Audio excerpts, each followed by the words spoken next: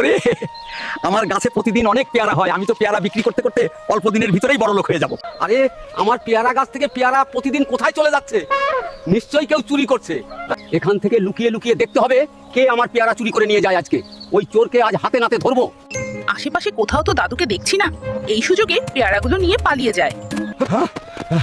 আজকে আমি দেখবো এই কবুতর আমার পেয়ারা নিয়ে কোথায় যায়। এই তো বাসায় চলে এসেছি, তাড়াতাড়ি ঘরের ভিতরে ঢুকে পড়ি। ও, বুঝতে পেরেছি। তার মানে কবুতরটি মা হতে চলেছে, এই জন্য খাবার সংগ্রহ করে রাখছে। হায় আল্লাহ, এখন তো অনেক ঝড় বৃষ্টি হচ্ছে, আমি এখন কোথায় যাব, কোথায় থাকবো? এখন তো অনেক ঝড় বৃষ্টি হচ্ছে, তাড়াতাড়ি গিয়ে কবুতরকে উদ্ধার করতে হবে। কবুতর বন্ধু, আজ থেকে তুমি আমার সাথেই থাকবে, ঠিক আছে? চলো আমার বাড়িতেই চলো। আরে কবুতর, তুমি তো অনেকগুলো ডিম পেড়েছো। তোমার ডিমগুলো দেখে আমার খুব ভালো লাগছে। দাদু, দেখো দেখো,